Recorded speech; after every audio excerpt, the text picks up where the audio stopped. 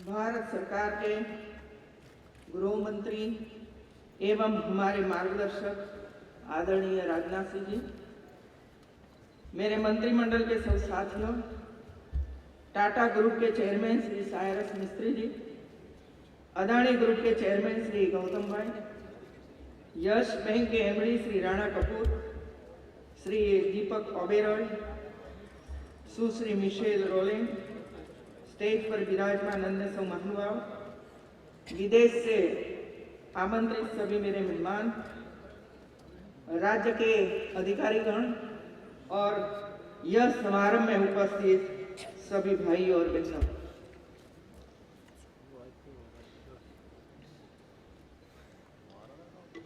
यह अवसर है धन्यवाद व्यक्त करने का, इसलिए कि इस समिति को भव्य सफलता दिलाने के लिए मैं आप सभी का शुक्रिया अदा करती हूँ।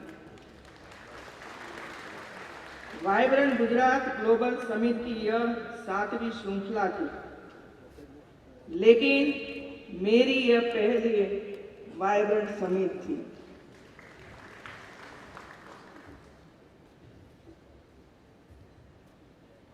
छह समिट सुधीનું આયોજન અને માર્ગદર્શન નરેન્દ્રભાઈ મોદીની હાજરીમાં થતું હતું। આ 7મી સમિટ એવી હતી કે જેમાં નરેન્દ્રભાઈની અહીં ઉપસ્થિત નહોતી, પરંતુ અગાઉની 6 સમિટમાં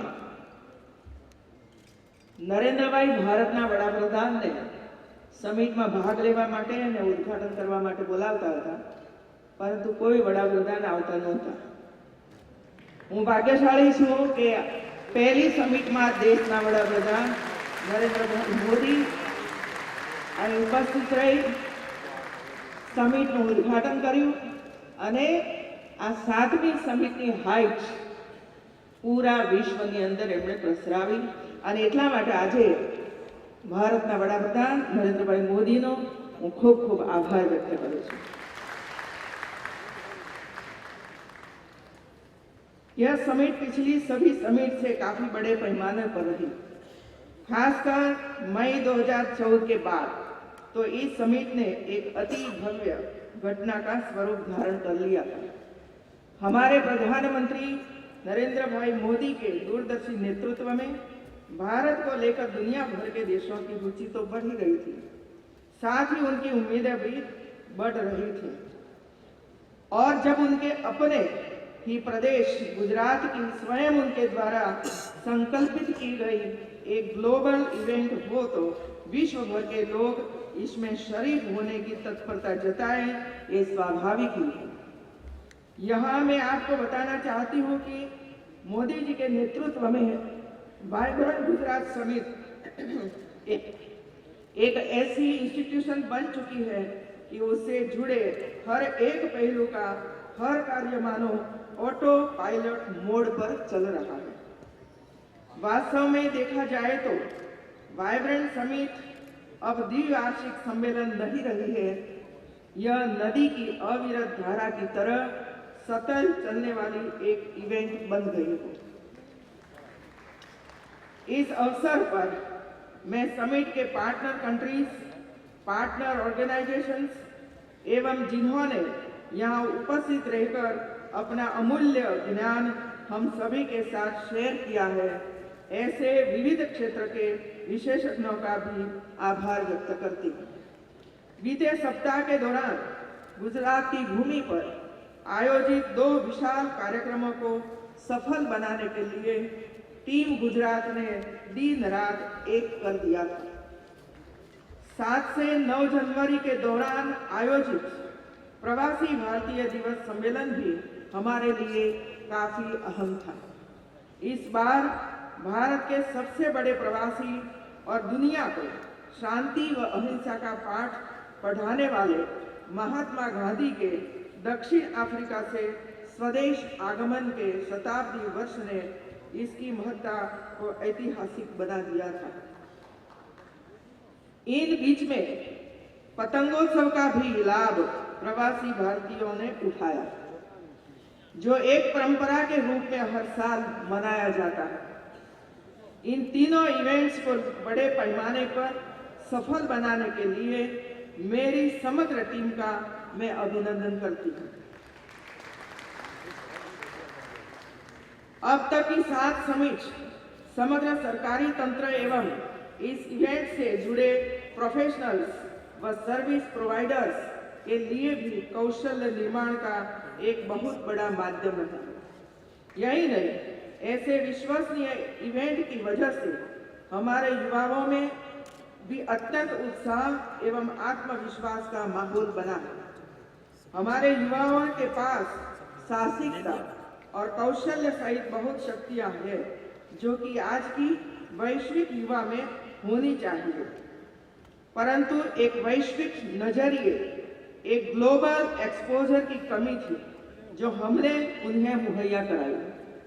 गुजरात की अर्थव्यवस्था की रीढ़ समान स्मॉल एंड मीडियम इंडस्ट्रीज के लिए वाइब्रेंट समिट के अंतर्गत आयोजित विशाल प्रदर्शनी एग्जीबिशन प्रेरणा का स्रोत बनी रही। इसके अलावा थीमेटिक सेमिनार के दौरान हुए विचार मंथन ने हमें समावेशी विकास की दिशा में आगे बढ़ने के लिए कई नए रास्ते सुझाए हैं। दरअसल वाइब्रेंट समिट के जितने लाभ सरसरी तौर पर नजर आ रहे हैं, लेकिन गहराई में जाकर देखें तो उससे कहीं ज्यादा और व्यापक पैमाने पर लाभ हमें हासिल हुए। हर 2 वर्ष में आयोजित होने वाली ऐसी ज्ञानवर्धक और आर्थिक प्रगति की उड़ान को ऊंचाई देने वाली अंतर्राष्ट्रीय समिट के जरिए हम बेहतर तरीके से सामर्थ्यवान बनकर आम नागरिक को विकास के मीठे फल में भागीदार बनाने में सक्षम हुए हैं।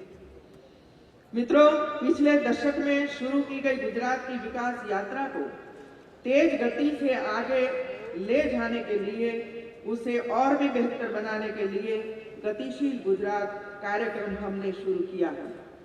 गतिशील गुजरात मॉडल की व्याख्या हम कुछ इस तरह कर सकते हैं।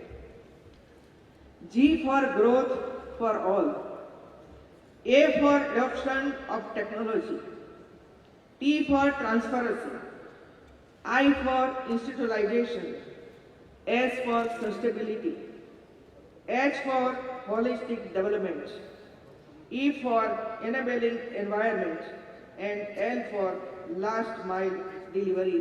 यह हमारा संकल्प है। इस तरह गतिशील गुजरात कार्यक्रम के माध्यम से हम न केवल आर्थिक विकास साध रहे हैं, परंतु गुजरात के गरीब से गरीब व्यक्ति को उस विकास का फल मिले, इस तरह का प्रयास हम कर रहे हैं। विकास का यह मीठा फल गुजरात के वर्तमान के लिए तो है ही, साथ ही आने वाली पीढ़ियों के लिए एक मजबूत नींव डालने के लिए भी है। मुझे आशा है कि वाइब्रेंट समिट के दौरान आपकी गुजरात यात्रा सुखद रही होगी और आप सभी लोग चाहे किसी भी क्षेत्र से जुड़े हो, यहाँ से कुछ न कुछ नया सीखे जाएंगे। आप अपने अनुभव एवं सुझाव हमसे अवश्य शेयर करें। आप लोगों के साथ संपर्क सेतु बना रखें, यह हमारे लिए खुशी की बात होगी। आप मेरी वेबसाइट एवं सोशल मीडिया के अन्य प्लेटफॉर्म के जरिए मुझसे संपर्क साध सकते हैं। आप चाहे तो मुझे पत्र भी लिख सकते हैं। उम्मीद करती हूँ कि गुजरात से आपका नाता जुड़ा रहेगा। वाइब्रेंट गुजरात 2015 में आने के लिए फिर से आप सबका धन्यवाद करती हूँ। इस समिट से विश्व को, भारत को और गुजरात को और इन्वेस्टर को क्या मिला, यह मैं आपको बताना चाहती हूँ। आज सारा विश्व भारत की ओर उम्मीद से देख रहा है। जहाँ विश्व आर्थिक अस्थिरता और बूढ़ी होती आबादी की समस्या से जूझ रहा है, ऐसे में वाइब्रेंट गुजरात समिट के रूप में विश्व के कॉरपोरेट लीडर्स, पॉलिसी मेकर्स और फाइनेंशियल ऑर्गेनाइजर्स को एक ऐसा प्लेटफॉर्म मिला है जहां से आने वाले समय में दुनिया को मंदी की चपेट से बाहर निकालने के लिए demand, skill, man power, manufacturing, supply तथा इंक्लूसिव डेवलपमेंट की पूरी वैल्यू चेन मिली। इस समिट के माध्यम से भारत को मेक इन इंडिया के निर्माण के लिए जरूरी और आवश्यक नीतियां के निर्माण में मदद मिलेगी। साथ ही ग्लोबल इन्वेस्टर्स का भारत में कॉन्फिडेंस बढ़ेगा। भारत की वैश्विक पहचान बनाने की एक सफल शुरुआत जो मोदी जी ने की है, उसे भी इस समिट से काफी बल मिला है।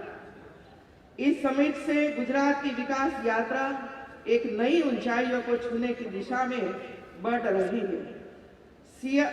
CSR, defence manufacturing, sustainable energy, education, skill development इत्यादि क्षेत्रों में जिस प्रकार के एग्रीमेंट्स हुए हैं, वह गुजरात के समावेशी विकास को और गति प्रदान करेगा।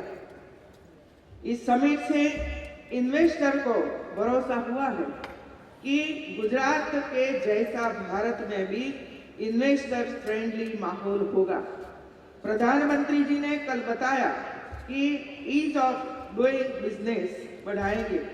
ग्लोबल इन्वेस्टर को कुछ साल से भारत की नीतियां और प्रक्रियाओं से उब चुके थे। उनको इस समय से विश्वास मिला है कि अब भारत में प्रक्रियाओं का सरलीकरण होगा, स्थिर नीतियां होगी और उनका इन्वेस्टमेंट में सुरक्षित रहेगा और उन्हें बेहतर लाभ भी हासिल होगा। मित्रों, 2003 से शुरू हुई यह 7वीं वाइब्रेंट समिट है। यह समिट भारत के नवसर्जन के लिए दावोस इन एक्शन के रूप में विश्व के नक्शे पर स्थापित हुई है। प्रधानमंत्री के make in India, digital India, skill India और क्लीन इंडिया के सपने को साकार करने की दिशा में सार्थक पहल बनी है। इस समिट की विशेषता यह रही है कि CSR, defence, skill development, biodiversity इत्यादि कई नए क्षेत्र में एग्रीमेंट्स हुए हैं।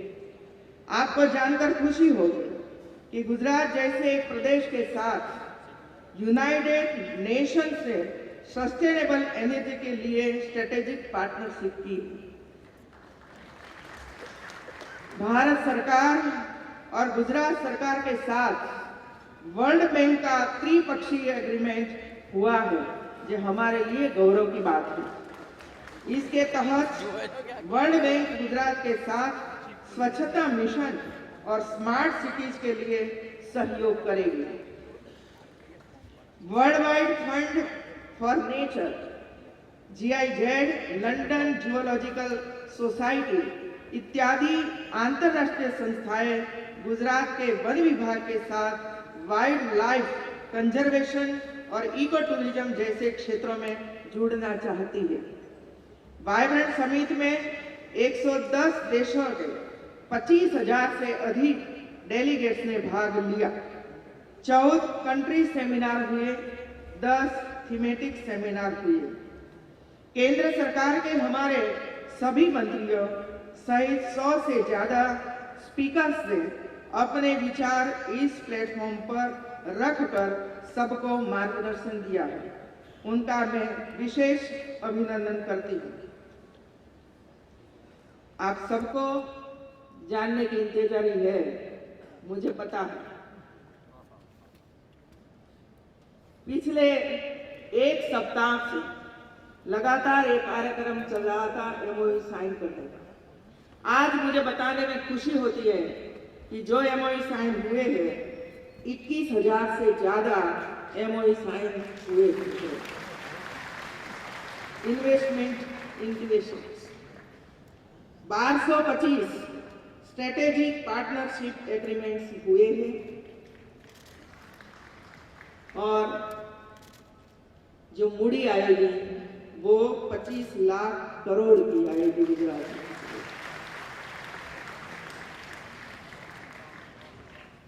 अभी ये सब MOU तो साइन हो गए, પરંતુ હવે આપણી કસોટી છે।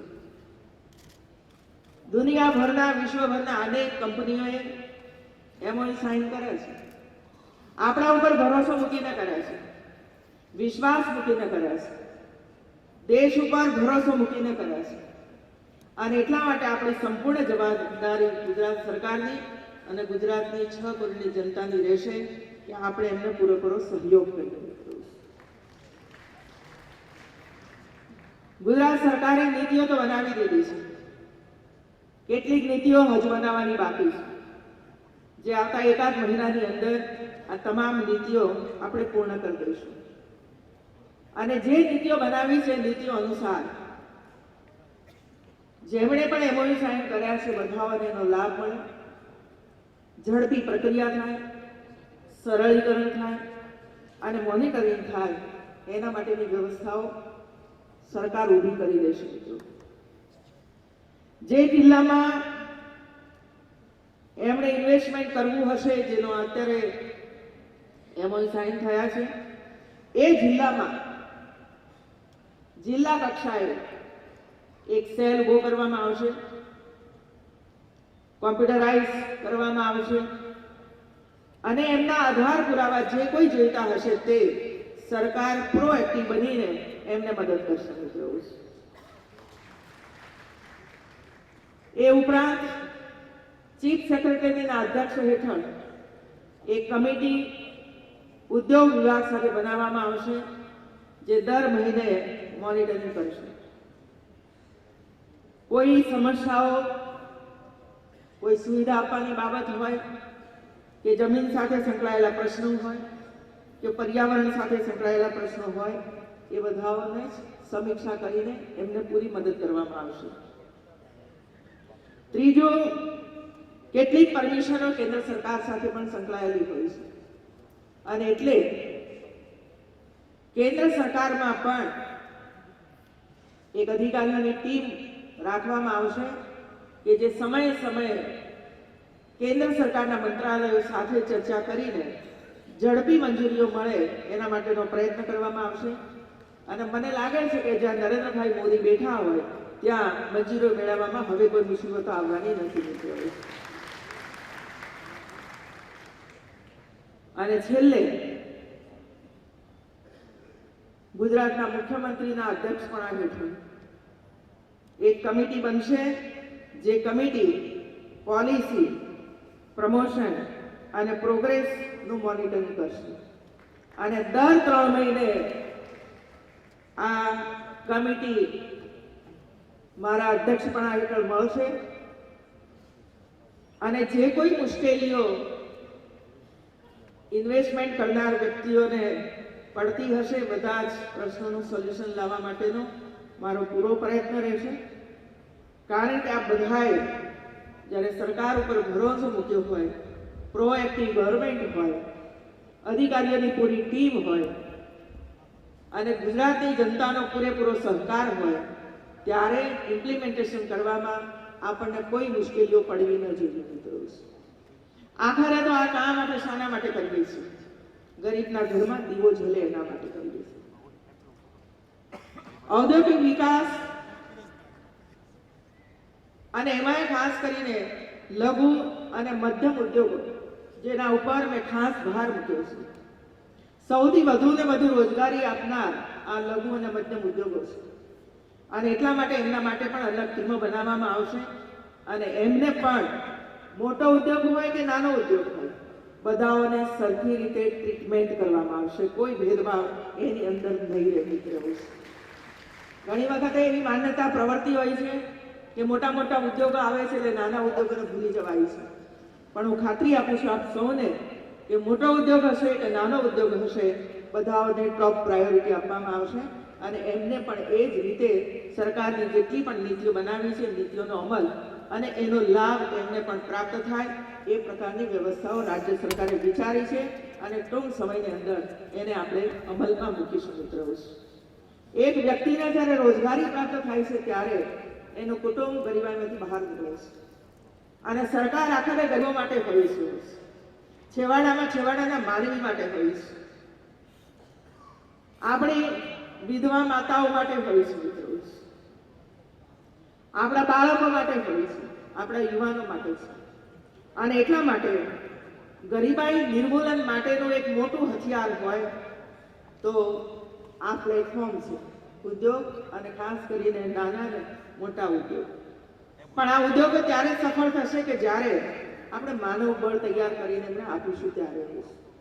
અને એટલે સ્કિલ ડેવલપમેન્ટ માટે વિશ્વભરની અનેક કંપનીઓએ આપણી સાથે એમઓયુ સાઇન કર્યા છે. વિદેશ સાથે પણ એમનું એક્સચેન્જ થવાનું શરૂ થયું છે. અને એટલે હાઈટેક સ્કિલ ડેવલપમેન્ટ ગુજરાતના યુવાનોને પ્રાપ્ત થાય એના માટે પણ એમઓયુ સાઇન થયા છે. અને એનું જલ્દીથી ઇમ્પ્લિમેન્ટેશન થાય એ દિશાની અંદર પણ આપણે આગળ વધીશું મિત્રો. એટલે સ્કિલ ડેવલપમેન્ટ સાથે સાથે આ બધા જ જે ઇન્વેસ્ટમેન્ટ કરવાવાળી વ્યક્તિઓ છે બધાઓને ટોપ પ્રાયોરિટી આપવામાં આવશે. અને છેલ્લે જે પ્રશ્નો આવે છે મને ખબર છે મિત્રો, અને એમાં ખાસ કરીને લેન્ડના પ્રશ્નો આવે છે, જમીનના પ્રશ્નો આવે છે.